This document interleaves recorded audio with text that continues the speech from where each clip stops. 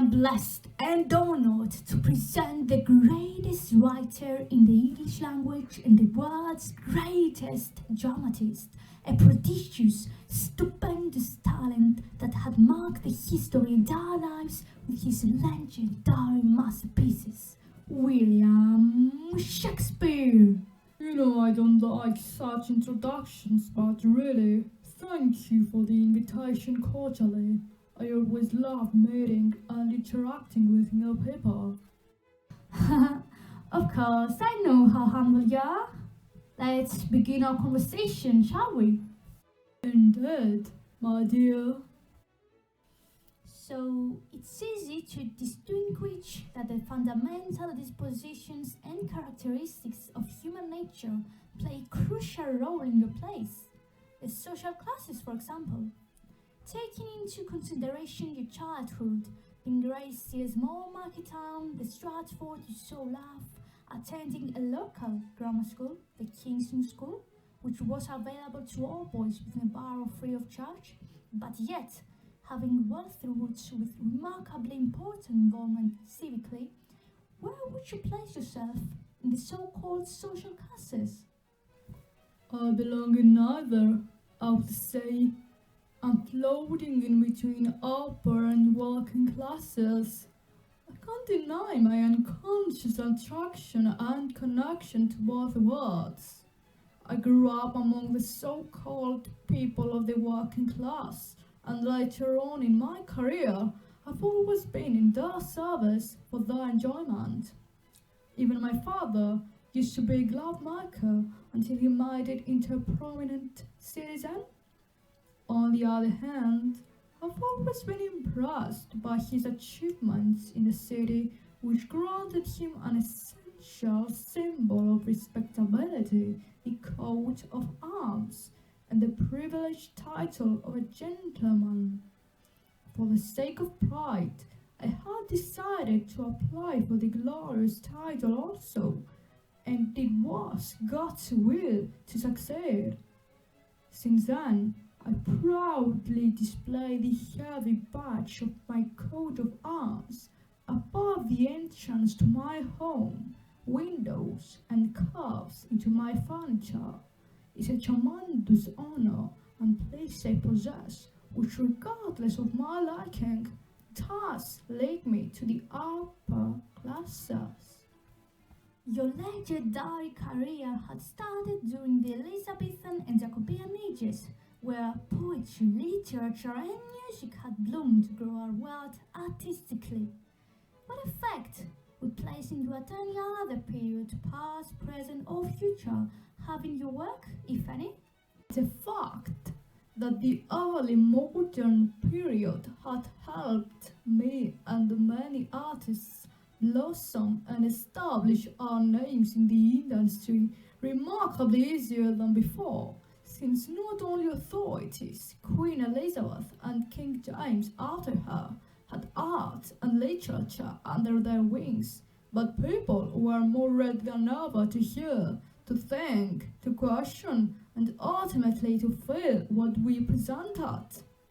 However, despite the language which would be different, due to my belief of writing depending on people's colloquial language, I hardly doubt my work will have a tiny change, considering I'm roaming around fundamental topics such as love, fatal errors of human flaws, death and time, and I assure they've been following the humankind since day one, and they will continue doing so. Singularly, your masterpieces are often divided among fatal errors or flaws. In Othello, the villain Iago stalks Othello's sexual jealousy to the point where he murders the innocent wife who loves him. Or, in Macbeth, the uncontrollable ambition incites Macbeth and his wife, Lady Macbeth, to murder the rightful king and usurp the throne until their guilt destroys them in turn. On the other hand, in plays such as King Lear, the old king commits the tragic error of giving up his powers. In initiating the events which led to the torture and blinding of the Earl of Gloucester and the murder of Lear's youngest daughter Cordelia. I'd be honored to know your opinion on whether our mistakes are fatal errors or simply human flaws. What an excellent question! As I said previously, this dilemma had been bothering humans since forever, like an annoying, dirty fly inside their heads, and I'm not an exception. As an actor-writer, though, I had the privilege and the superpower to hide both possible answers, fatal errors, and human flaws in my stories, and then chase the truth like a mouse his cheese, through looking into them directly, face to face.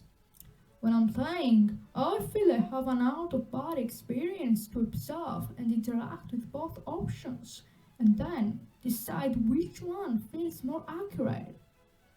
I've been doing the same with all kinds of lies in my head, which was unquestionably helpful.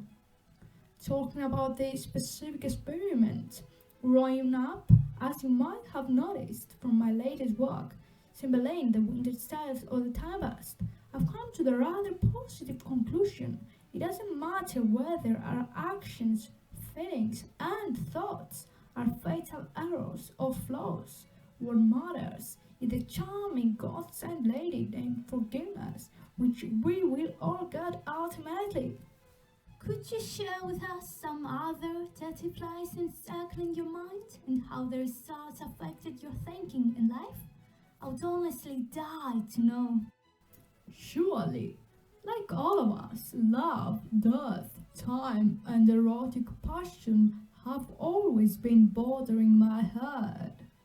Regarding love and erotic passion's case though, I wouldn't dare to call them dirty flies, but rather fragrant, beautiful bees, helping me grow as a person like they help the colorful flowers. After a lot of investigation on them, through my stories, the aggregate could be summed up in a sentence. Love all, trust a few, do wrong to none. Considering your diaphanous passion towards love, what is love for you? Love is a famished demon that possesses us to get fed from his magic demon inside someone else's body. Its diet consists of time, devotion, and care, which, if not found, will be the cause of the demon to eat its own soul in madness, or else called a heartbreak. That's exactly what I've been doing myself, feeding my lover's demon with as much time and care as I could. We've talked about human nature before. It's indisputable to say that human nature and nature itself have changed as the roots. How do you deem and encounter the changes in your life? I was never a fan of changes. I believe we must take what is given to us by God or by our decisions and walk the mazy path of life with it. Who am I to change fate? I'm certainly not a god, but a simple human being. I believe life thanked me for my trust and loyalty towards it, since many things that unintentionally had happened led me to become the person I am today. My education would have started at home, with my rather literature mother, Mary, reciting fables and fairy tales to me, which could seem meaningless back then, but they have marked my life and work. After that, I studied at the King's New School, which had as our main target to teach us how to write and read Latin, with me spending most of my childhood reciting large Latin extracts from poems as a result. Needless to say, it had given me the crucial principles of acting, such as memorizing and clarity of speech, and had been the reason behind one of the things that specialize my writing and plays, the orating in monologues. My thesis and advice are to work hard and make the most out of what life gives you. As a child of a significantly civically involved family, what's your relationship with authority and has it changed nowadays in the 21st century? It's well known the king's men had been under the patronage of the Lord Chamberlain. That's why we used to be named the Lord Chamberlain's men. Queen Elizabeth and King James after her death followed. A person we so adored to the point we renamed our company after him. We've been always playing for them and their courtiers during festivals such as Christmas with pleasure. Apart from them, my own favorite, Henry Wriothesley, the third Earl of Southampton, which I'm very close to, William Herbert, the third Earl of Pembroke, and his brother, Philip, had also helped extraordinary. I've always been on good terms with authority considering they've been protecting art and literature as their children and had been by my side at all times. However, I wouldn't say that's the case nowadays where all the lights and cameras zoom on the used green numbers placed on a grey bland office.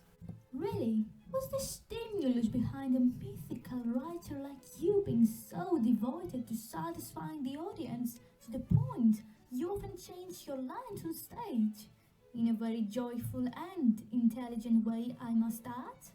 Theatre is people, and they are as crucial as I am for a play to succeed.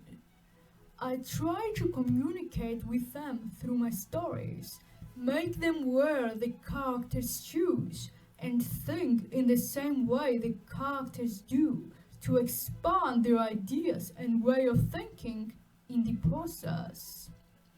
On stage, it's my duty to transfer the message the best possible, and that's why I would do anything to accomplish it.